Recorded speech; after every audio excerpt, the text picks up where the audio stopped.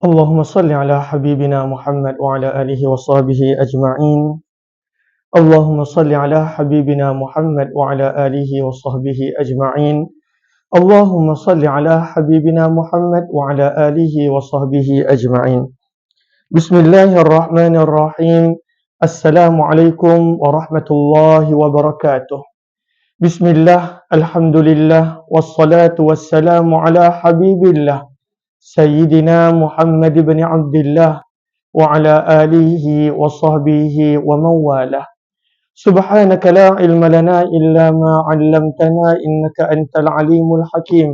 ولا حول ولا قوة إلا بالله العلي العظيم.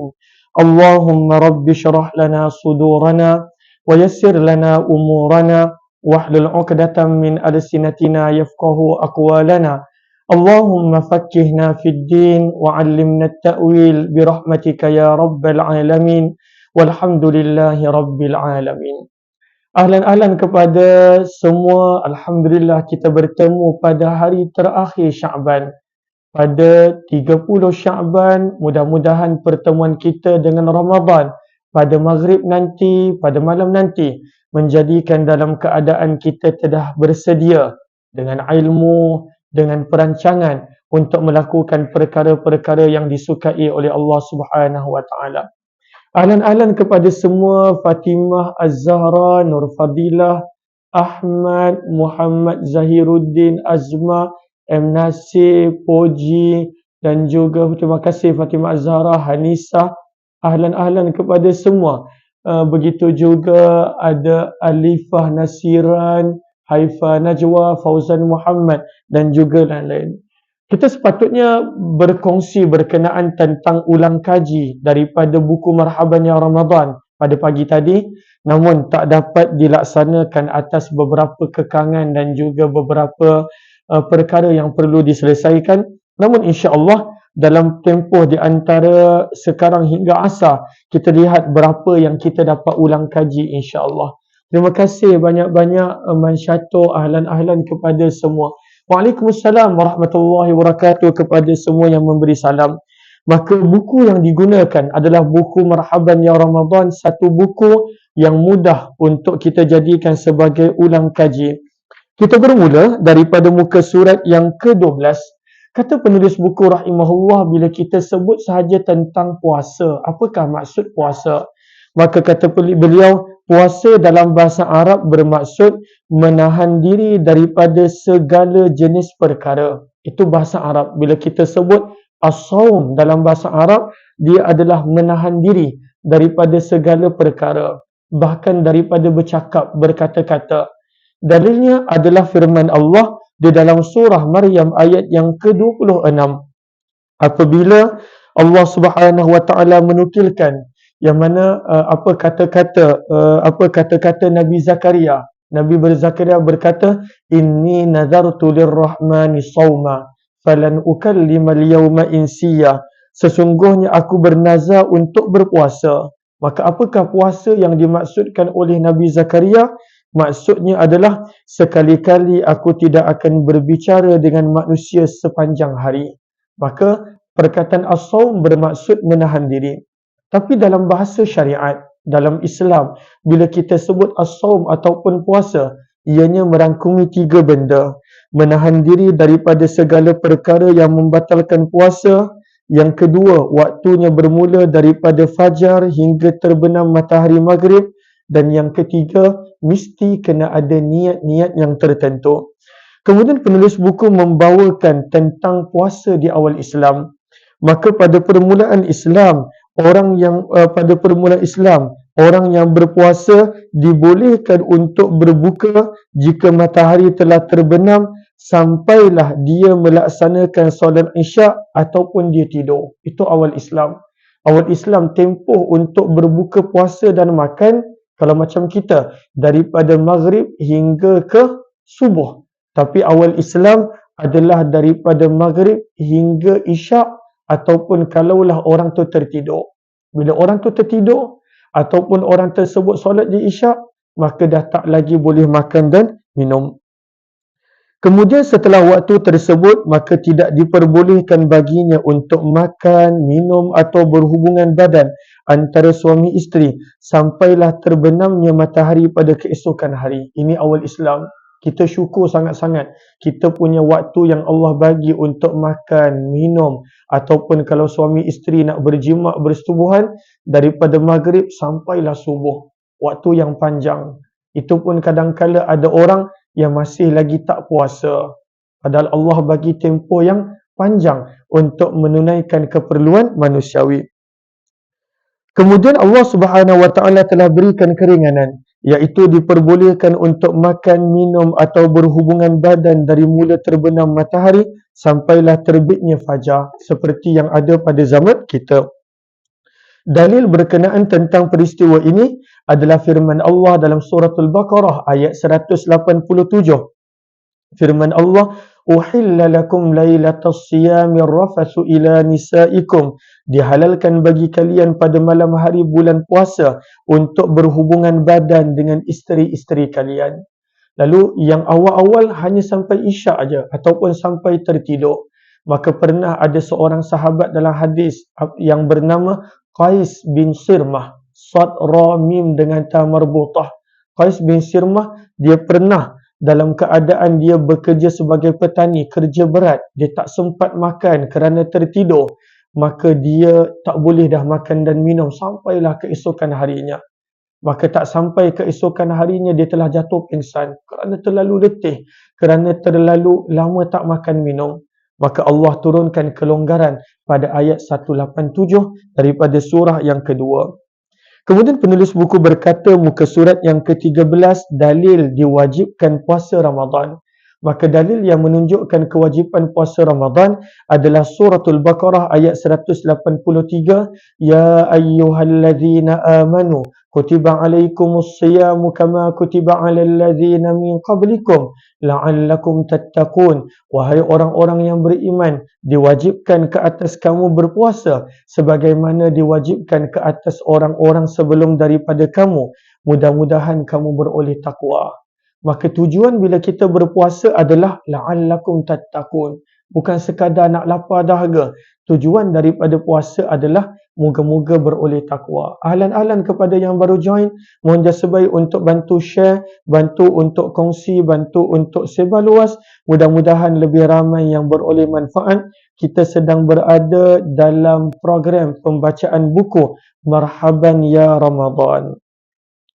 Allahumma salli ala Muhammad wa ala alihi wa sahbihi ajma'in.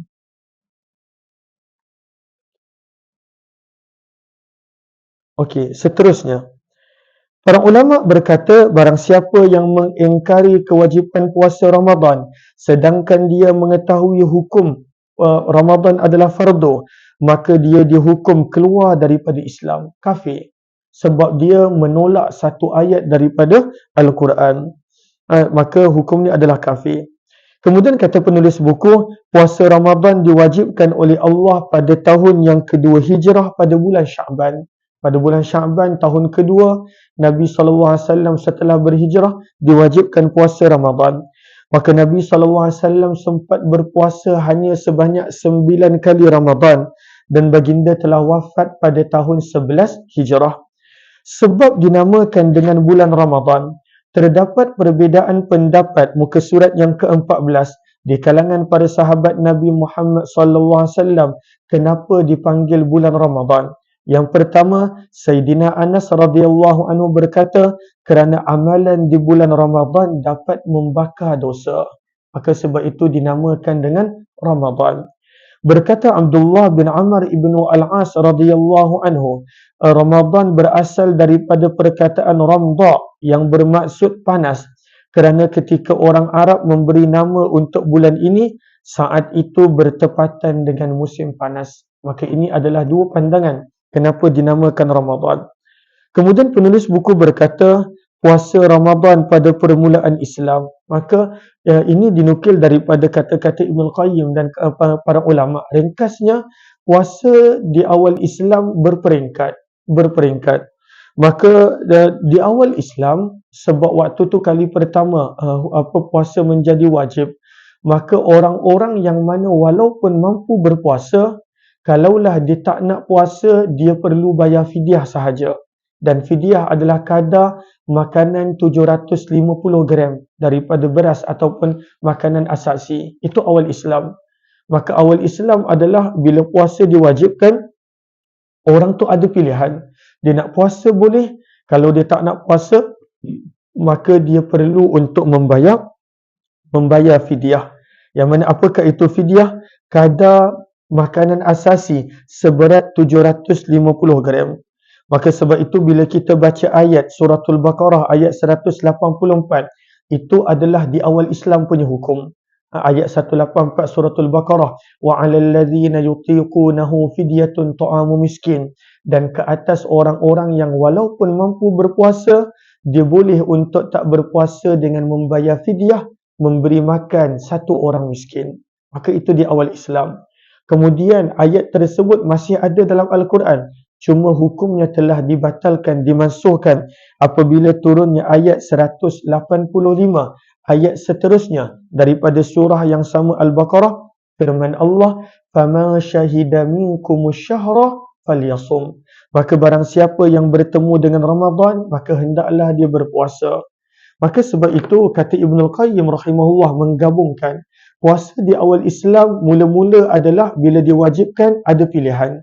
Kalau tak nak puasa, kena bayar fidyah. Satu hari Ramadan, satu fidyah. Kemudian Allah Subhanahu Wa Taala pada fasa yang kedua, wajibkan semua kena puasa. Dan tempoh makan adalah begitu pendek. Hanya di antara maghrib hingga isyak ataupun tertidur. Walaupun tertidur sebelum isyak. Itu fasa yang kedua. Dan fasa yang ketiga adalah sebagaimana pada zaman kita, diwajibkan berpuasa. Kecualilah jika ada keuzuran yang dibenarkan oleh syarak. Contohnya bermusafir, perjalanan yang jauh, ataupun sakit. Nanti kita akan baca keuzuran-keuzuran yang menjadikan seseorang itu tak perlu berpuasa, dia boleh untuk tak puasa dan dia boleh ganti kemudian. Ataupun haid, nifas dan lain-lain. Muka surat yang ke-15, berkata Imam Al-Ghazali ada 3 jenis puasa. Ada 3 jenis puasa. Puasa yang pertama adalah puasa tingkat bawah, al-awam. Maka apakah puasa yang paling rendah? Menjauhi segala perkara yang dapat membatalkan puasa. Maka itu adalah level sekolah rendah punya puasa. Meninggalkan perkara yang membatalkan puasa. Kata Imam Al-Ghazali, puasa tingkat pertengahan, al-khusus ataupun al-khawas adalah orang yang bila dia berpuasa, dia menjaga diri daripada segala maksiat. Segala maksiat. Dia tinggalkan maksiat, tinggalkan perkara yang Allah tak suka. Ini umpama sekolah menengah. Tetapi puasa khawasul khawas, yang paling tinggi, kata Imam Al-Ghazali adalah, iaitu menjauhkan diri daripada selain daripada Allah. Bila berpuasa, kita hanya ada Allah bersama dengan kita. Kita tolak tepi, kita buang tepi, kita bersihkan dalaman luaran daripada berharap kepada selain daripada Allah Subhanahu Wa Taala. Muka surat yang ke-16, maka dibawakan hadis-hadis berkenaan tentang kelebihan puasa Ramadan. Yang pertama adalah ayat Al-Quran daripada surah Al-Ahzab ayat yang ke-24, di mana Allah bila menceritakan beberapa sifat orang-orang yang Allah suka, antaranya adalah was-saimina was-saimat, lelaki dan perempuan yang berpuasa. Maka bila Allah sebut lelaki dan perempuan yang berpuasa, firman Allah, a'addallahu lahum, Allah sediakan untuk mereka pengampunan dan ganjaran yang sangat besar. Ini kelebihan orang yang berpuasa. Begitu juga dalam suratul Haqqah ayat yang ke-24, firman Allah, kulu washrabu hani'an bima aslaftum fil ayyamil khaliyah. Dikatakan kepada mereka, makan dan minumlah dengan nikmat yang disebabkan kerana amal yang telah kamu lakukan pada masa-masa yang lalu. Imam Al-Waqi' berkata, yang dimaksudkan dengan amalan yang lalu adalah puasa. Sebab Allah berfirman pada ayat yang ke-24 surah Al-Haqqah, sebabkan dulu kamu berpuasa, makanlah nikmat daripada nikmat syurga. Sebab bila kita puasa, kita tinggalkan perkara-perkara yang Allah Subhanahu Wa Taala tak suka. Makanan halal, tapi kerana berpuasa, kita tinggalkan makanan kerana Allah. Maka nanti bila masuk syurga, Allah akan ingatkan, kerana dulu kamu puasa, makanlah dan minumlah sepuas-puasnya. Nabi SAW bersabda dalam hadis riwayat Muslim, untuk orang yang berpuasa ada dua kebahagiaan. Farhatun inda fitrih, kebahagiaan apabila dia dapat berbuka, wa farhatun inda liqa'i rabbih, dan kebahagiaan apabila dia dapat bertemu dengan Allah. Begitu juga muka surat 17 dalam hadis riwayat Ad-Dailami, sabda Nabi SAW, diamnya orang yang berpuasa dikira sebagai tasbih, tidurnya orang yang berpuasa adalah ibadah, dan doanya orang berpuasa adalah mustajab, dan pahala amalan orang yang berpuasa dilipat kali gandakan. Hadis riwayat Ad-Dailami. Kemudian hadis yang ada dinukilkan dalam akhbar Mekah, "Lau adzinallahu ta'ala lis-samawati wal ardi an takallam la basyarata man shama syahra ramadhan bil jannah." Maka Nabi akhbar Makkah lil Fakihi, Imam Al-Fakih menukilkan riwayat daripada Anas bin Malik, jika seandainya Allah memberi izin kepada langit dan bumi untuk berbicara, nescaya keduanya akan memberi khabar gembira bahawa barang siapa yang berpuasa di bulan Ramadan, maka dia akan beroleh syurga. Allahu Akbar. Besarnya ganjaran orang yang berpuasa. Hadis riwayat Abu Ya'la, Nabi SAW bersabda, "Lau ya'lamul ibadu ma fi Ramadan, latamannat ummati an takuna sanatu kulluha Ramadan." Hadis riwayat Abu Ya'la daripada Abdullah bin Mas'ud. Maka Nabi SAW bersabda, jika para hamba Allah mengetahui kelebihan yang terdapat di bulan Ramadan, nescaya mereka akan menginginkan setahun penuh semuanya adalah Ramadan. Kalaulah tahu betapa luasnya rahmat, pengampunan, nikmatnya Allah berikan pada bulan Ramadan, saya manusia ingin sepanjang tahun adalah Ramadan. Cuma kadang-kadang kita tak tahu nilai dia, maka kita mengambil enteng akan kelebihan Ramadan. Kemudian hadis yang sahih, hadis riwayat Bukhari, Nabi SAW bersabda dalam hadis kursi ini, dan demi zat yang memiliki jiwaku, iaitu Allah berfirman, sesungguhnya aroma mulut orang yang berpuasa lebih wangi di hadapan Allah daripada bau minyak kasturi. Misik maksudnya kasturi. Sesungguhnya orang yang berpuasa telah meninggalkan syahwatnya, makan dan minumnya semata-mata kerana-Ku, iaitu kerana Allah. Dan puasa hanyalah untukku, dan aku yang akan memberikan pahalanya. Setiap kebaikan daripada ibadah, maka aku lipat kali gandakan menjadi 10 kali ganda, hingga 700 kali ganda. Kecuali puasa, maka dia berpuasa untukku, lalu aku sendiri yang akan membalasnya, iaitu Allah akan bagi pahala tanpa terkira. Banyak. Lalu orang yang puasa ni, amalan dia tak tahu berapa banyak pahala dia dapat. Sebab firman Allah dalam hadis qudsi, hadis riwayat Bukhari ni, dia berpuasa semata-mata kerana Allah. Dia tak makan, tak minum, walaupun tak ada orang nampak, semata-mata kerana Allah. Maka Allah baginya pahala dan ganjaran yang tak terhingga. Ahlan-ahlan kepada sahabat-sahabat yang baru join, kita sedang mengulang kaji berkenaan tentang Ramadan. Mohon jasbaik untuk bantu share, bantu untuk kongsi, bantu untuk sebar luas. Mudah-mudahan lebih ramai yang beroleh rahmah dan juga manfaat. Kemudian penulis buku membawakan tajuk bahawa Nabi telah menyampaikan khutbah ketika nak masuk Ramadan pada hari terakhir bulan Sya'ban. Tapi dalam riwayat ini Nabi sampaikan pada malam terakhir Sya'ban, sebelum masuknya Ramadan. Maka hadisnya panjang, hadis riwayat Ibnu Khuzaimah dan Al-Baihaqi. Saya tak baca bahasa Arabnya, saya sekadar baca terjemahannya. Maka hadis ini daripada Salman Al-Farisi radhiyallahu anhu. Nabi SAW bersabda, "Wahai manusia, sesungguhnya telah datang kepada kamu bulan yang penuh dengan berkah, kerana di dalamnya terdapat satu malam yang lebih mulia daripada 1000 bulan. Allah telah mewajibkan untuk berpuasa dan menjadikan qiyamul lail beribadah pada malam sebagai amalan sunat." Kemudian Nabi mengingatkan, barang siapa yang mengerjakan satu amalan sunnah pada bulan ini, maka dia akan mendapat pahala mengerjakan amalan fardu di bulan lainnya. Dan barang siapa di dalam bulan ini mengerjakan amalan fardu, maka dia akan mendapat pahala yang sama seolah-olah mengerjakan 70 fardu.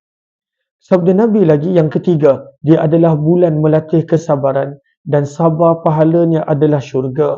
Yang keempat, ianya adalah bulan untuk saling tolong-menolong. Yang kelima, ianya adalah bulan ditambahnya rezeki orang beriman. Kemudian Nabi SAW ingatkan nombor 6, lalu barang siapa memberi makan orang yang berpuasa, maka dia akan mendapat pahala sebagaimana pahala membebaskan hamba dan menjadi penghapus dosa-dosanya. Salah seorang sahabat berkata kepada Rasulullah, "Wahai Rasulullah, bukan semua orang di antara kami mampu untuk memberi makan kepada orang yang berpuasa." Maka Nabi menjawab, "Allah akan memberi pahala ini kepada siapa sahaja yang memberi makan kepada orang yang berpuasa, meskipun hanya dengan seteguk susu, satu biji kurma atau seteguk air minum." Dan ketahuilah, barang siapa yang memberi makan untuk orang yang berpuasa sampai kenyang. Tadi pahala tadi, kalaulah diberi makan walaupun sedikit. Tapi kalaulah diberi makan orang berbuka puasa sampai kenyang, maka amalan tersebut akan menjadi penghapus dosa dan Allah akan memberi minum daripada telaga Nabi, iaitu minuman yang tidak akan haus sampailah dia masuk syurga. Dan dia akan mendapatkan pahala puasa orang tersebut tanpa mengurangkan pahala orang yang diberi makan. Yang ketujuh, ianya adalah bulan yang permulaannya adalah rahmah, pertengahannya adalah pengampunan dosa dan penutupnya adalah pembebasan daripada neraka. Yang ke-8, Nabi mengingatkan, barang siapa yang memberi keringanan kerja untuk orang yang bekerja baginya, maka Allah akan membebaskan dirinya daripada neraka. Dan yang ke-9, dalam buku ni, penulis buku tak sertakan, tapi dalam hadis yang asal ada, Nabi SAW bersabda, maka hendaklah memperbanyakkan pada bulan ini 4 ucapan. Wastaghfiru fihi min arba'i hisal. Perbanyakkanlah 4 ucapan. Itulah syahadatu an la ilaha illallah. Ucapan asyhadu an la ilaha illallah. Yang kedua, perbanyakkan istighfar, astaghfirullah. Yang ketiga, perbanyakkan meminta syurga. Allahumma inni as'alukal jannah. Dan yang keempat, mintalah perlindungan daripada api neraka. Wa a'udzubika minan nar. Maka sama-sama kita baca zikir ni. 4 zikir ni Nabi suruh banyakkan pada bulan Ramadan. Apakah zikirnya? Asyhadu an la ilaha illallah. Silakan baca sama-sama. Ikut walaupun saya tak dengar, tapi saya harap boleh ikut. Asyhadu an la ilaha illallah. Astaghfirullah. As'alukal jannah. Wa a'udzubika minan nar. Maka ini adalah 4 yang perlu diperbanyakkan. Hadis riwayat Ibnu Khuzaimah dan Al-Baihaqi. Maka kata penulis buku pada muka surat yang ke-20, kelebihan bulan Ramadan. Maka bulan Ramadan adalah bulan diturunkan Al-Quran. Syahrul Ramadan alladhi unzila fihi Al-Quran. Dibuka pintu syurga. Dalam hadis riwayat Bukhari sabda Nabi, "Idza dakhala syahrul Ramadan, futihat abwabus sama." Dibuka pintu langit dan dibuka pintu-pintu syurga. Yang ketiga, ditutup pintu neraka. Yang keempat, amalan sunnah sama dengan amalan fardu. Dan amalan fardu dilipat kali ganda menjadi 70 kali ganda. Yang kelima, di dalam Ramadan terdapat qiyamul lail, iaitu solat sunat tarawih yang tak ada pada bulan lain. Yang keenam, sufidati syayatin ataupun sulsilati syayatin, diikat pada syaitan agar tidak mengganggu manusia. Adapun pemimpin syaitan maka dilepas. Dalilnya adalah kerana masih sering terjadi maksiat di bulan Ramadan. Yang ketujuh, bulan ditambahnya rezeki orang beriman. Dan yang ke-8, di dalamnya terdapat Lailatul Qadar, iaitu satu malam yang lebih afdal daripada 1000 bulan. Kemudian seterusnya, kata para ulama, ada 3 amalan yang pahalanya tak ada batas. Tak ada batas. Yang pertama tadi kita dah baca adalah puasa. Hadis riwayat Bukhari. Allah sendiri yang nak memberi ganjaran puasa. Dan Allah bagi lebih daripada biasa. Berdasarkan sabda Nabi, kullu hasanatin bi asyri amsalihha ila sab'i mi'ati di'fin illa siyam fahuwa li wa ana ajzi bih. Maka puasa adalah amalan yang tak terhitung dan tak terkira. Yang kedua, sabar. orang yang benar-benar sabar, maka amalan dia adalah tak terhitung, tak terkira, tak tahu berapa banyak. Berdasarkan firman Allah dalam surah Az-Zumar ayat yang ke-10, innama yuwaffas sabiruna ajrahum bighairi hisab. Allah akan menyempurnakan ganjaran orang-orang yang sabar tanpa hitungan, tanpa kiraan, tanpa hisab. Itu amalan yang kedua. Dan yang ketiga adalah memaafkan dan berbuat baik kepada orang yang menyakiti kita. Nak memaafkan dah susah, tapi maaf dan berbuat baik kepada orang tersebut berdasarkan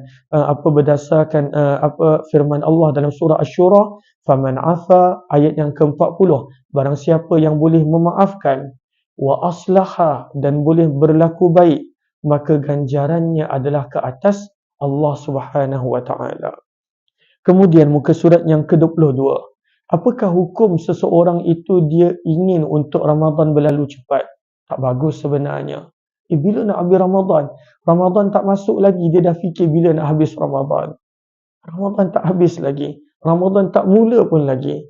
Maka sebenarnya, kata para ulama, bahawa kata Imam Ibn Hajar, berkeinginan agar bulan Ramadan berlalu cepat, hukumnya adalah haram. Tak sepatutnya begitu. Kenapa adalah haram? Sebab ianya adalah nikmat yang Allah bagi. Allah bagi nikmat dapat Ramadan. Allah bagi nikmat tersebut. Maka tak sepatutnya ada keinginan untuk Ramadan berlalu dengan cepat. Ianya adalah hadiah. Cuba bayangkan kita dah bagi hadiah pada anak-anak. Mereka langsung tak hargai. Ramadan adalah hadiah. Maka tak sepatutnya kita ingin Ramadan berlalu dengan cepat.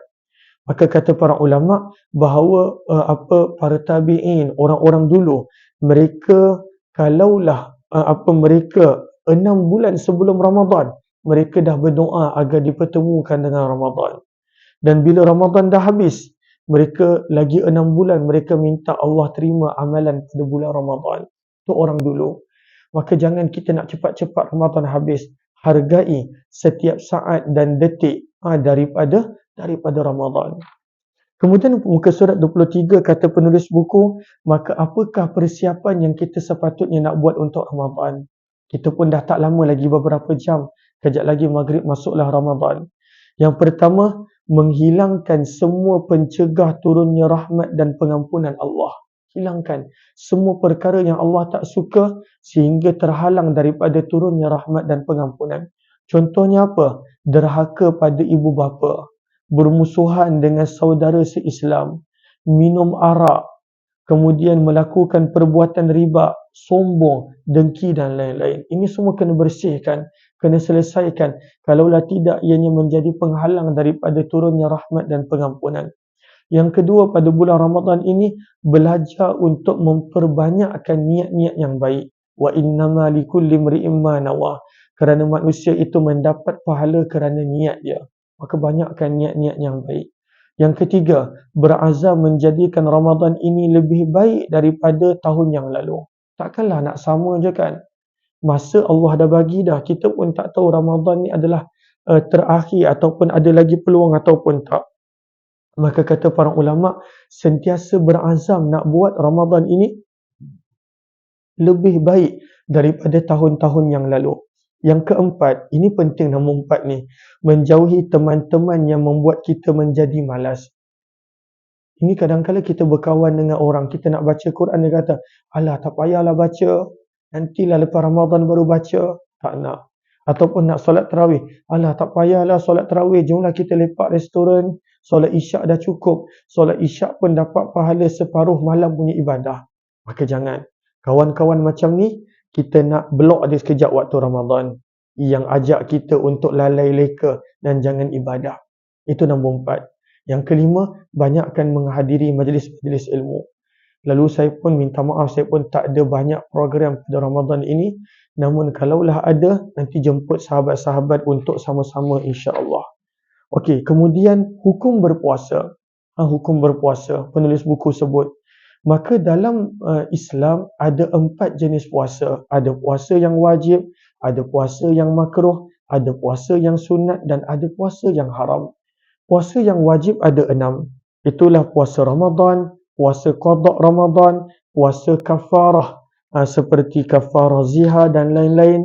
Yang keempat, puasa sebagai ganti dam ketika melakukan umrah dan haji.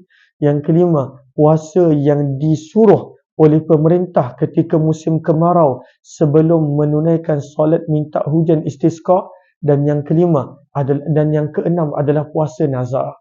Maka ada 6 puasa yang hukumnya wajib. 6 puasa. Kemudian kata penulis buku muka surat 24, puasa sunat ada 3 kategori. Ada yang sunatnya setahun sekali, macam contoh puasa 10 Muharram Ashura, puasa hari Arafah 9 Zulhijjah. Ada puasa sunat yang sunnahnya sebulan sekali. Contohnya puasa hari putih yang Nabi pesan perlu untuk jaga. Apakah puasa hari putih? Berpuasa pada setiap 13, 14 dan 15 daripada bulan-bulan hijrah. Dan yang ketiga, puasa yang sunnahnya seminggu sekali. Contohnya hari Isnin dan Khamis. Kemudian kata penulis buku, dalam mazhab Syafi'i, puasa yang makruh ini ada puasa yang makruh. Maka apakah contoh puasa yang makruh? Contohnya orang yang berpuasa pada hari Jumaat sahaja. Jumaat je. Dan itu bukan puasa qada. Kalau lah puasa qada tak ada masalah. Dia puasa sunat tapi hari Jumaat. Hari Jumaat dia sahaja aku niat puasa sunat kerana Allah, bukan qada, bukannya puasa hari putih. Sekadar hari Jumaat sahaja, maka hukum dia makruh. Kerana dalam hadis riwayat Bukhari dan Muslim sabda Nabi, la yasum ahadukum yaumal jum'ah illa an yasuma yauman qablah atau yauman ba'dah. Janganlah kamu berpuasa pada hari Jumaat sahaja kecuali kamu gabungkan dengan sehari sebelum ataupun sehari selepasnya.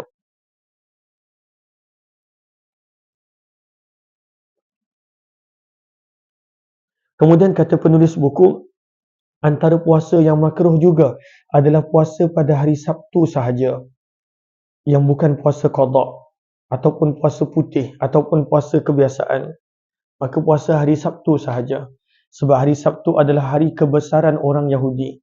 Ataupun puasa hari Ahad sahaja.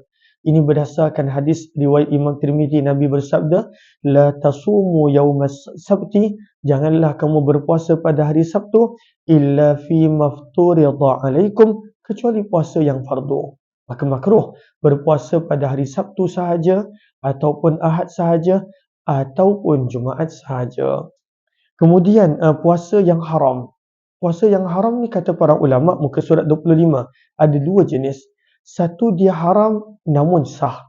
Apakah maksud sah? Diterima amalan tersebut walaupun ia ni mendapat dosa.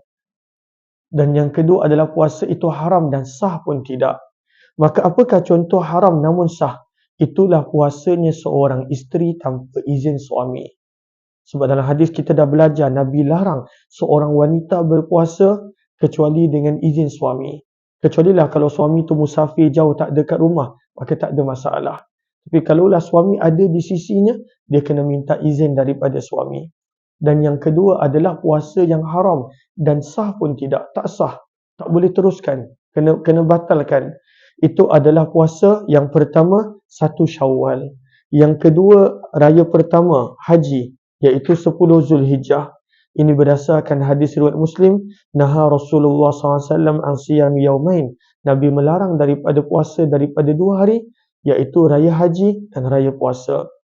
Dan kemudian yang ketiga adalah berpuasa pada 11, 12 dan 13 Zulhijjah yang dikenali sebagai hari-hari tasyrik.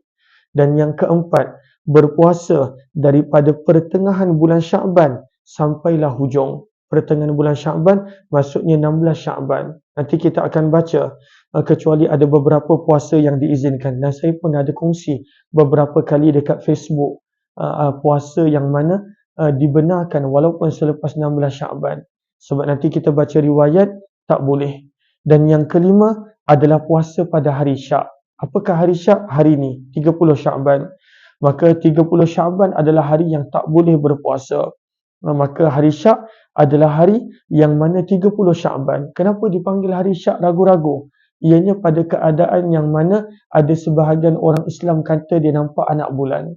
Dalam keadaan ketetapannya adalah tak ada anak bulan. Maksudnya pemerintah buat keputusan tak nampak anak bulan.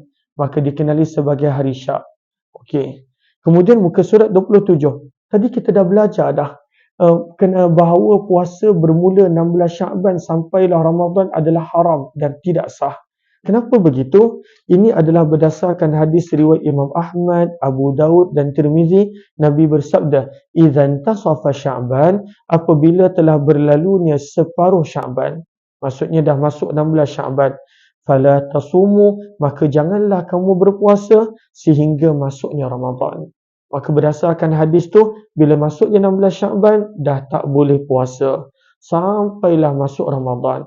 Namun kata para ulama, berpuasa bermula daripada 16 Sya'ban adalah tak boleh, kecuali apa? Yang pertama, puasa wajib. Maka puasa wajib tak ada masalah, dibenarkan, dibolehkan. Yang kedua, puasa-puasa yang dah ada kebiasaan macam Isnin dan Khamis, maka dibenarkan. Dan yang ketiga, puasa yang dilakukan bersambung-sambung daripada sebelum 16 Sya'ban. Contoh, dia dah berpuasa daripada 15 Sya'ban dan kemudian dia nak teruskan, maka boleh. Tak ada pantang larang, tak ada larangan. Maka kalaulah dia dah berpuasa sekurang-kurangnya daripada 15 Sya'ban, maka dia boleh teruskan 15, 16, 17, 18. Tapi kalaulah ada terputus, tiba-tiba 19 tak puasa, maka pada 20 Sya'ban dah tak boleh. Pada 20 Sya'ban dah tak boleh. Okey, maka ini adalah yang kita baca. Kemudian muka surat 29. Daripada sudut kelebihan, apakah bulan yang paling tinggi nilai dia, kedudukannya, bulan yang paling afdal? Maka kata penulis buku, yang nombor 1 Ramadan. Itu sepakat. Bukan Syawal, walaupun yang kita suka Syawal, tapi bulan yang paling tinggi kedudukannya dalam Islam adalah Ramadan. Sebab itu hargailah sangat-sangat. Yang kedua adalah Muharram. Yang ketiga Rejab. Yang keempat Zulhijjah. Yang kelima Zulqa'dah. Yang keenam Sya'ban. Dan yang ketujuh adalah baki bulan-bulan yang tak disebutkan. Kemudian kata penulis buku, para ulama berkata, apa bulan yang paling mulia dalam setahun adalah Ramadan. Bulan yang paling mulia. Kalau kita nak bertemu dengan sebaik-baik bulan dalam Ramadan, dalam setahun, itulah Ramadan. Malam yang paling mulia dalam setahun adalah malam Lailatul Qadar. Allahumma rzuqna Lailatul Qadar. Moga Allah kurniakan saya, sahabat-sahabat semua yang sedang menonton ni, beserta dengan ahli keluarga. Allah kurniakan kepada kita semua malam Al-Qadar insya-Allah. Malam yang yang Al-Quran sebut lebih baik, bukan menyamai, lebih baik daripada 1000 bulan. Ahlan, saya baru perasan ramai yang komen. Zalina, terima kasih banyak-banyak. Fatimah Az-Zahra, terima kasih banyak-banyak. Begitu juga yang lain, Masya Allah. Haifa, Kak Kamizah, terima kasih banyak-banyak. Lalu bantu share. Yang baru join, mohon jasa baik untuk bantu share, kongsi dan sebarluaskan jika bermanfaat. Maka sebaik-baik bulan Ramadan, sebaik-baik malam dalam setahun Lailatul Qadar. Sebaik-baik mulia dalam setahun adalah hari Arafah. Hari Arafah. Lalu tahniah. Saya dengar ada ramai yang dah mula mendapat panggilan haji. Tahniah sangat-sangat. Semalam pun lepas saya habis kuliah dekat Masjid Al-Madaniyah USJ, ada seorang pakcik ni jumpa, excited. Dia kata, Alhamdulillah dah dapat panggilan haji tahun ni. Lepas tunggu lama. Allahu Akbar. Maka sebaik-baik hari adalah hari Arafah. Sebab itu Nabi berdoa pada hari Arafah, di padang Arafah, daripada lepas Zuhur sampai Maghrib. Lama Nabi berdoa. Daripada Zuhur sampailah Maghrib. InsyaAllah. Lama Nabi berdoa. Sebaik-baik hari dan sebaik-baik doa adalah doa pada hari Arafah. Kata penulis buku, hari yang paling mulia dalam seminggu adalah hari Jumaat Sayyidul Ayyam. Kemudian kata penulis buku, tanda-tanda masuknya Ramadan adalah dua. Dua je tanda. Lalu ada orang kata, kenapa hari ini bukan satu Ramadan? Kenapa esok? Maka dalam Islam, nak masuk sesuatu bulan hanya ada dua cara. Yang pertama adalah apabila nampak anak bulan. Hadisnya ada dalam buku ni. Cuma saya tak dapat nak baca. Kita ringkaskan. Bila nampak anak bulan. Bilakah seseorang itu akan cek anak bulan? Orang akan cek anak bulan pada 29 hari bulan. Macam semalam, 29 Sya'ban. Bila mereka cek sekejap je, ketika mana beberapa ketika sebelum maghrib, beberapa ketika, kalaulah contohnya lepas isyak dah nampak anak bulan, maka itu tak diambil kira. Dia hanya cek beberapa ketika, dia ada syarat-syarat dia. Kalaulah yang dah join semalam punya live, mereka terangkan. Maka dia hanya ada beberapa ketika kriteria dia yang anak bulan tu dikira sebagai petanda. Anak bulan tu dikira sebagai petanda dah masuknya. Maka masuknya sesuatu bulan, konsep dia sama untuk Syawal, sama Ramadan, sama Rejab, sama lain-lain. Maka cara masuk bulan dalam Islam berdasarkan hadis Nabi, hadis yang sahih, hadis riwayat Bukhari dan sebagainya. Yang pertama bila nampak anak bulan. Bila nampak anak bulan. Lalu kalaulah tak nampak anak bulan, maka apa yang berlaku? Digenapkan bulan tersebut menjadi 30 hari. Lalu pada hari ke-30 dah tak payah tengok anak bulan.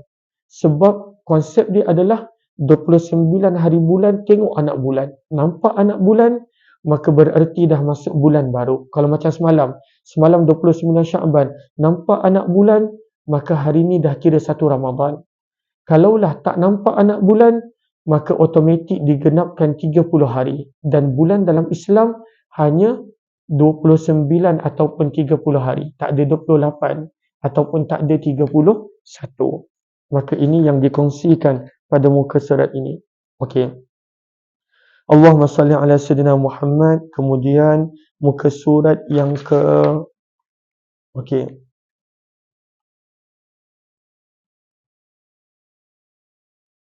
Okey.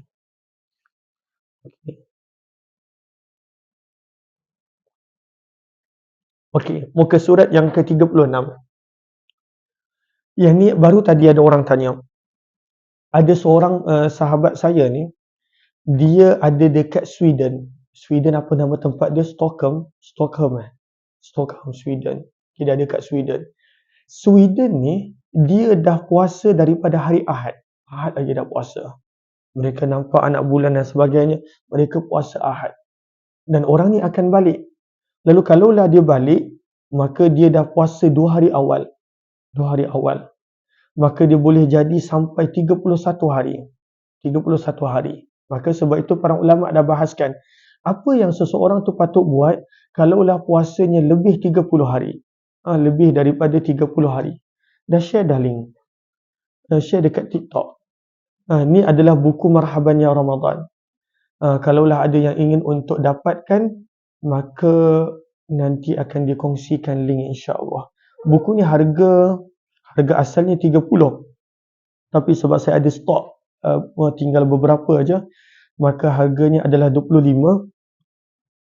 Cuma untuk postage tu lebih kurang dalam RM10 termasuk bubble wrap dan lain-lain, maka harganya 35 termasuk postage. Buku Marhaban Ya Ramadan.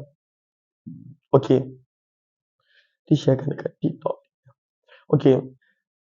Maka para ulama bahaskan, kalaulah seseorang tu puasa dia lebih 30 hari, macam contoh sahabat saya ni yang berada di Sweden, dia puasa daripada Ahad lagi, kita Selasa baru puasa. Maka kata penulis buku rahimahullahu ta'ala, maka apa yang dia patut buat? Apa yang dia patut buat? Kalaulah dia dah berpuasa, dah maksudnya genap, sebab bulan dalam Islam hanya 30 hari, tak ada 31. Maka kata para ulama rahimahullahu ta'ala, berbeza pendapat. Kata Imam Ibn Hajar Al-Haythami, wajib baginya untuk tetap berpuasa sampai 31 hari. Wajib bagi dia, sebab itu situasi dia. Dia sekarang ni berada di Malaysia, dia wajib berpuasa sampailah 31 hari. Namun pendapat Imam Ramli rahimahullah, kata Imam Ramli, kalaulah dia dah berpuasa 30 hari, maka hari yang ke-31 dia boleh untuk tak payah puasa. Sebab dalam Islam bulan hanya 30 hari. Maka Imam Ramli kata boleh kalaulah pada hari yang ke-31 dia tak nak puasa. Tapi janganlah pula dia pergi makan depan orang ramai. Oh, kata saya dah genap 30 hari sebab saya datang dari Malaysia, dia pun makan dekat kedai. Tak boleh begitu. Tak boleh untuk makan di depan khalayak orang ramai yang masih berpuasa di kawasan tersebut. Muka surat 37. Ini pun kadang-kala ada orang yang dia suka mendakwa. Maka para ulama bahaskan, kalaulah seseorang tu dia mendakwa mimpi bertemu Nabi dan Nabi SAW berkata bahawa hari ini adalah 1 Ramadan. Contohnya ada orang mimpi Nabi SAW dan Nabi kata hari Isnin. Kita hari Isnin masih lagi Sya'ban. Tapi dia mendakwa mimpi dia, Nabi berkata hari Isnin adalah 1 Ramadan. Adakah itu boleh dijadikan bukti? Jawapannya tak boleh. Jawapannya tak boleh. Bukanlah kerana sabdaan Nabi SAW tak benar. Sabdaan Nabi SAW sentiasa benar. Tetapi sebab Nabi SAW dah terangkan sebagai kriteria hukum bahawa sesuatu anak bulan itu ataupun bulan baru hanya masuk apabila nampak anak bulan pada 29 hari bulan ataupun genap perkiraan 30 hari. Itu je 2 kriteria. Tak ada yang ketiga dan lain-lain. Okey, ini muka surat 37. Kemudian Allahumma salli ala Sayyidina Muhammad. Muka surat 38. Ini adalah kata penulis buku soalan. Kalaulah ada seseorang dia bermusafir pada akhir bulan Sya'ban. Katakanlah hari ini. Dia bermusafir pada akhir bulan Sya'ban. Daripada satu negeri yang penduduknya masih belum puasa. Macam kita lah, kita Malaysia belum puasa lagi. Dan dia pergi ke tempat yang mana penduduknya dah puasa kerana telah nampak anak bulan. Maka apakah yang patut dia buat? Contoh, macam contoh, orang ni pagi tadi dia tinggalkan Malaysia, nak pergi umrah. Orang dekat Mekah dah puasa dah sebab nampak anak bulan. Maka dia tinggalkan tempat yang belum lagi berpuasa dan dia pergi ke tempat yang dah puasa. Maka apa yang patut dia buat? Maka kata para ulama, perincian hukumnya adalah jika penduduk negeri yang dia tuju dalam keadaan berpuasa, maka wajib baginya untuk ikut berpuasa. Dia kena ikut. Kalaulah dia sampai je Mekah, maka dia kena puasa. Sebab penduduk Mekah dah puasa, penduduk Madinah dah puasa. Okey. Kalaulah dia sampai ke tempat tersebut sebelum subuh, maksudnya kalaulah dia sampai ke Mekah sebelum subuh, maka dia wajib untuk berpuasa sebab penduduk situ dah puasa. Namun jika dia sampai ke tempat tersebut setelah azan subuh, sedangkan saat itu dia tidak dalam keadaan puasa, maka sunnah baginya untuk menahan diri daripada perkara yang membatalkan puasa sampai matahari terbenam. Maka sunnah je, tak wajib. Tak wajib. Tapi kalaulah dia sampai sebelum subuh, maka dia wajib untuk berpuasa sebab penduduk tersebut dah puasa walaupun dia datang daripada Malaysia yang belum lagi berpuasa. Dia kena ikut keadaan penduduk setempat. Okey. Allahumma salli ala Sayyidina Muhammad. Kemudian muka surat yang ke-41. Kemudian ada lagi beberapa perbahasan yang nanti sahabat-sahabat boleh baca. Kita dah mula nak masuk tentang niat. Kita pun waktu dah tak banyak. Allahumma salli ala Aliyah. Okey.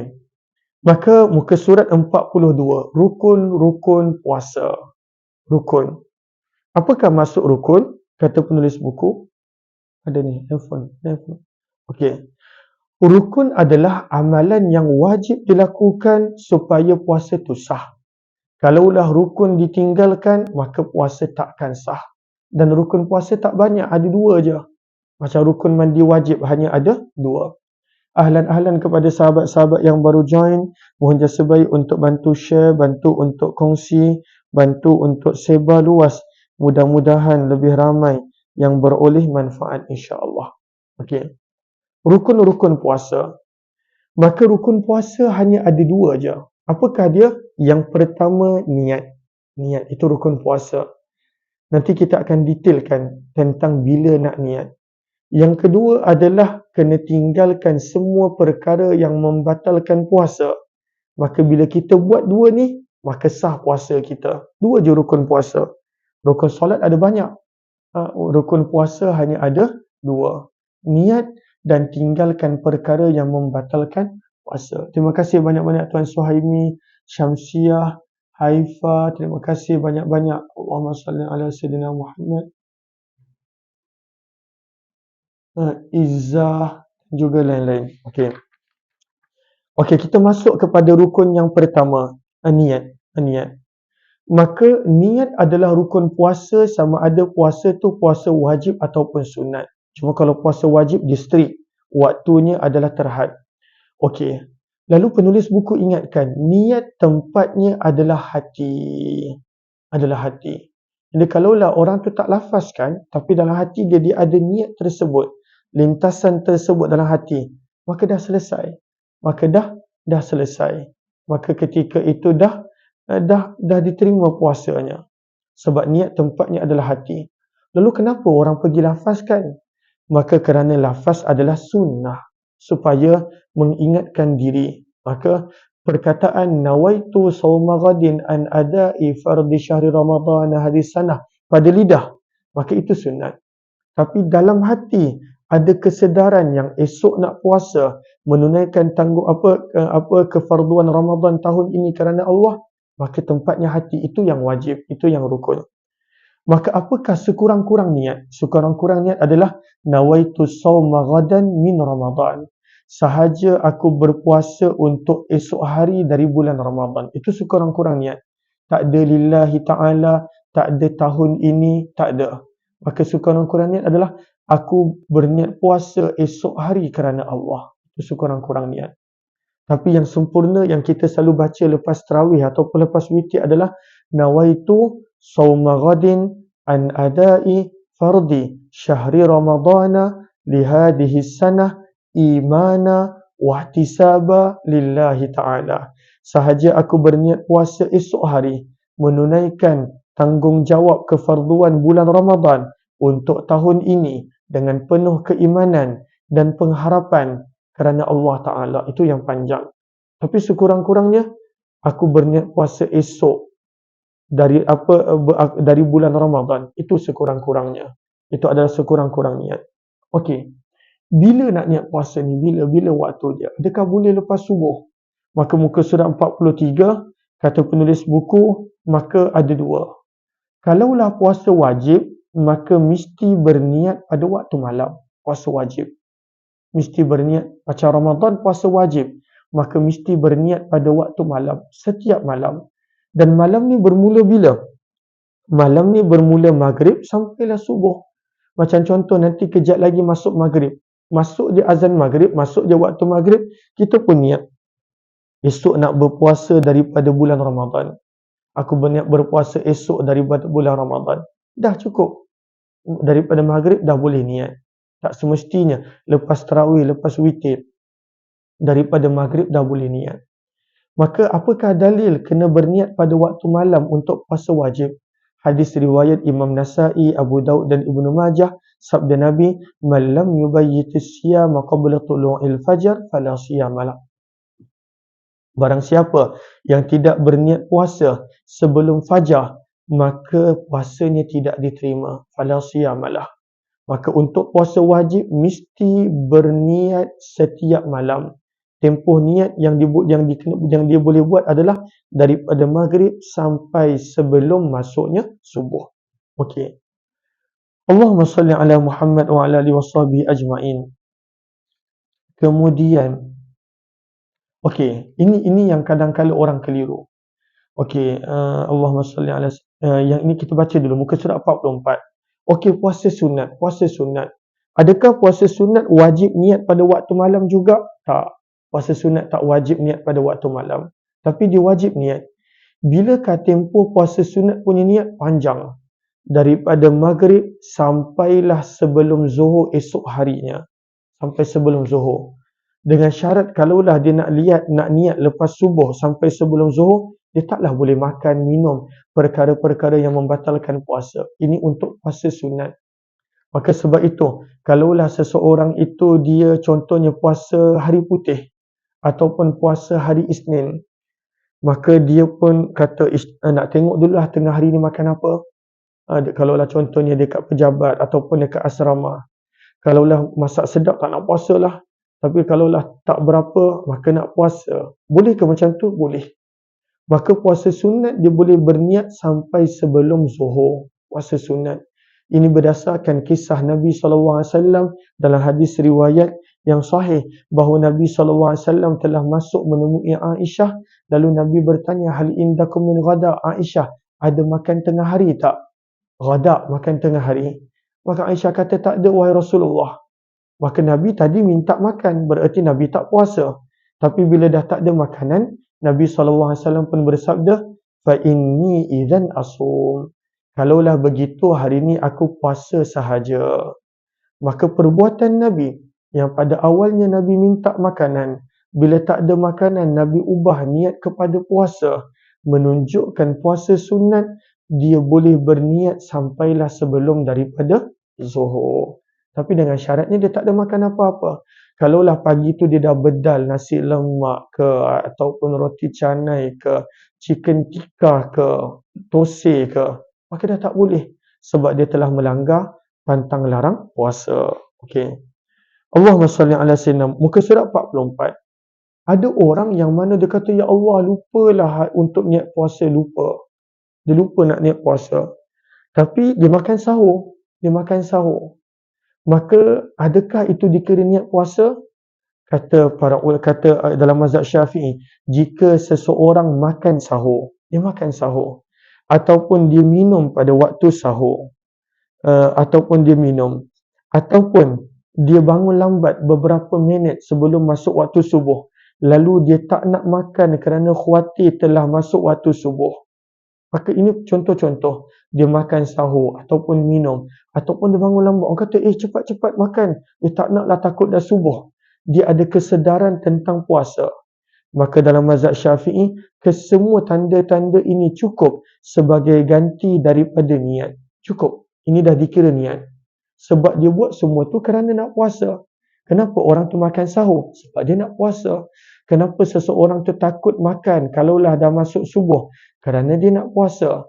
Maka ini semua dikira sebagai ganti kepada niat puasa. Berdasarkan apa catatan yang ada dalam Manhajul Qawim. Okey.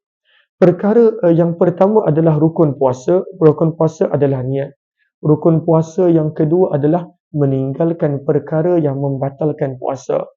Maka apakah perkara membatalkan puasa? Nanti kita akan sebut perkara-perkara yang membatalkan puasa. Allahumma salli ala sayyidina Muhammad. Muka surat 45. Okey. Kan tadi kita sebut niat puasa ni boleh daripada maghrib. Boleh daripada maghrib. Ada kadang-kala orang tertanya-tanya, Ustaz, kalaulah saya dah niat, lepas maghrib saya niat, tapi malam tu saya pergi berjimak dengan isteri, adakah kena perbaharukan niat? Jawapannya tak perlu perbaharukan niat. Niat yang dilakukan antara maghrib hingga subuh, maka niat tu tak perlu untuk diperbaharukan. Niat tu dah cukup, niat tu dah dikira sebagai lengkap untuk puasa, wajib puasa Ramadan keesokan harinya. Ahlan-ahlan kepada yang baru join, Masya Allah, terima kasih apa yang berada di TikTok dan juga di Facebook. Terima kasih banyak-banyak, lebih kurang 200 orang, 210 total yang ada. Terima kasih banyak-banyak, walaupun kita buat pada waktu petang-petang ni, sebab pagi tadi saya tak sempat nak buat, Masya Allah. Lalu buku ni sangat mudah. Kalau tuan-tuan baca sendiri pun akan dapat. Lalu kalaulah ada yang ingin untuk mendapatkan, maklumkan sebab buku ni saya masih ada lagi, dan masih ada beberapa lagi, dan kita akan cuba juga ulang sebab kita nampaknya macam tak sempat. Dan insya-Allah saya bercadang, Alia Sabrina, saya bercadang untuk baca setiap pagi. Hayati Quran kita akan mulakan balik. Ambil buku tu, warna biru tu. Hayati Quran kita akan mulakan balik. Dan Masya pun kita akan mulakan balik, insya-Allah. Masya ni adalah, Masya di situ Masya. Masya kita dah baca banyak dah. Masya. Ni buku Masya. Ni dulu kita dah mula lama dah, kita stop. Sebab saya ada kelas Sahih Bukhari dan Muslim dengan pelajar madrasah.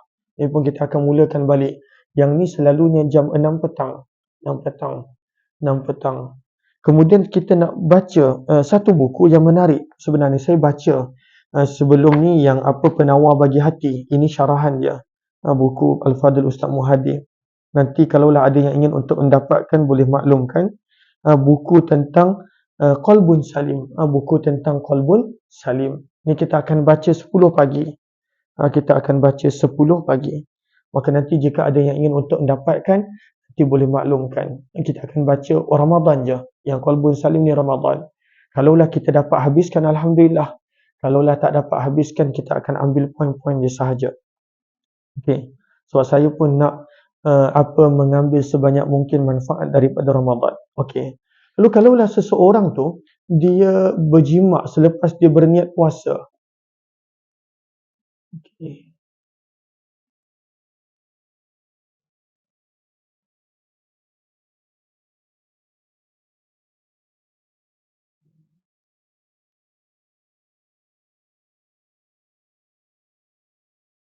Sebentar.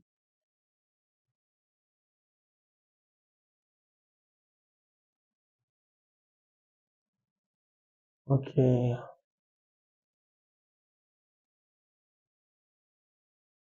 Allahumma salli ala Muhammad wa ala alihi washabihi. Kita sambung lagi sedikit, ada lagi 3 minit. Okey. Okey, yang ni kena buat. Hukum berniat puasa setiap malam. Muka surat 46. Setiap malam Ramadan dalam mazhab Syafi'i wajib berniat puasa. Setiap malam Ramadan dalam mazhab Syafi'i berdasarkan hadis riwayat Nasa'i yang kita baca. Namun pada malam ni, malam pertama Ramadan, take note. Malam pertama Ramadan, maka hendaklah kita berniat puasa sebulan mengikut pandangan Imam Malik. Malam pertama, malam ni lah, nanti masuk maghrib, niat puasa Ramadan penuh. Nawaitu sawma syahri Ramadana kullihi lillahi ta'ala. Apa maksudnya? Sahaja aku berniat sebulan penuh Ramadan berpuasa kerana Allah Ta'ala. Jangan niat sekarang tak diambil kira sebab belum masuk Ramadan lagi. Nanti bila maghrib nanti, malam nanti, ataupun selepas maghrib, lepas isyak ke, asalkan antara maghrib hingga subuh, jangan lupa berniat puasa sebulan Ramadan. Saya ada kongsikan juga niatnya di Facebook dan juga di TikTok. Maka kenapa para ulama mazhab Syafi'i galakkan kita niat sebulan? Kalaulah kita ada malam yang kita terlupa niat, maka niat sebulan dah mencukupi. Ataupun kalaulah Allah takdirkan Allah ambil nyawa kita, kita hanya sempat bertemu beberapa malam Ramadan. Mudah-mudahan kerana kita niat sebulan, kita dapat pahala sebulan Ramadan. Maka sebab itu muka surat 46, di sini kata penulis buku rahimahullahu ta'ala, maka digalakkan untuk berniat selama sebulan penuh berdasarkan pandangan Imam Malik rahimahullahu ta'ala. Okey. Okey, muka surat 47. Katakanlah seseorang tu dia tak niat sebulan. Dan dia lupa nak niat pada waktu malam, dia lupa. Niat sebulan pun tak, niat pada waktu malam pun tak. Apa yang patut dia buat? Adakah dia tak payah puasa? Tak payah puasa lah macam ni sebab lupa niat? Tak.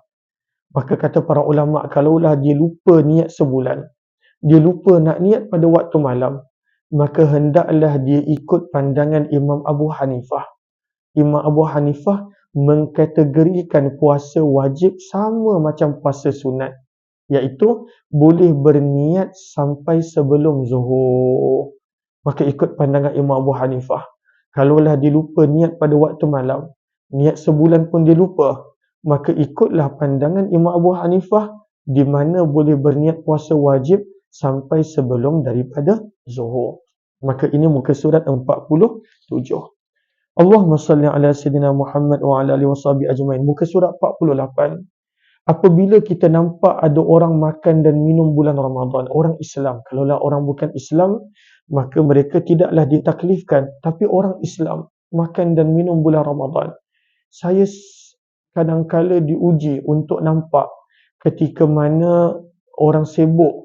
Kadang-kala orang sekarang dah tak segan silo, Allahu Akbar. Nak kata dia uzur lelaki, nak kata dia musafir, selalu nampak dekat kawasan kita.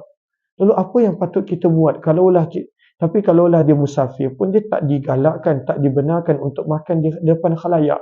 Bahkan yang uzur pun tak dibenarkan untuk makan di depan khalayak. Dia makanlah dekat bilik dia, dekat rumah dia, dalam kenderaan ke. Sebab bulan Ramadan. Maka apa yang patut kita buat kalau kita nampak orang makan? Maka nombor satu, wajib untuk kita ingatkan. Wajib.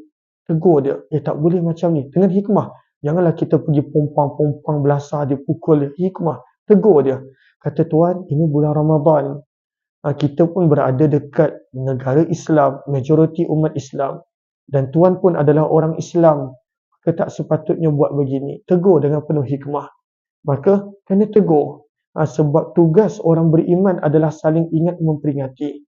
Ta'muru bil ma'ruf, mengajak kepada kebaikan dan mencegah daripada kemungkaran. Saya tak sempat nak habis, kita dapat baca sedikit je. InsyaAllah malam ni kita akan buat live lagi. Cuma saya tak tahu pukul berapa akan mula. Kita tak tahu. Nanti kalaulah ada sahabat-sahabat yang tak sempat join, nanti boleh tengok dekat YouTube dia punya ulangan dia ataupun ni. So saya tak tahu pukul berapa habis malam ni tarawih. Lepas tarawih ada tazkirah pula. Saya tak tahu habis pukul berapa. Tapi kita akan baca lagi sedikit pada malam ni insya-Allah. Dan esok kita akan baca Qalbun Salim insya-Allah. Terima kasih semua. Jumpa lagi. Selamat menyambut Ramadan. Mudah-mudahan Allah jadikan kita dapat melakukan sebaik mungkin usaha kita pada bulan Ramadan ini. Terima kasih semua yang ada di Facebook, yang berada di TikTok, yang bantu share, yang bantu kongsi. Semua terima kasih semua. Selamat menyambut Ramadan. Mudah-mudahan Allah terima amalan setiap daripada kita. Wabillahi taufiq wal hidayah. Assalamualaikum warahmatullahi wabarakatuh. Kita akan sambung malam nanti insya-Allah. Cuma waktunya pukul berapa? Tuan-tuan kena guna kasyaf lah. Akak-akak kena guna kasyaf. Nanti nampak je saya lah boleh join insya-Allah. Terima kasih semua.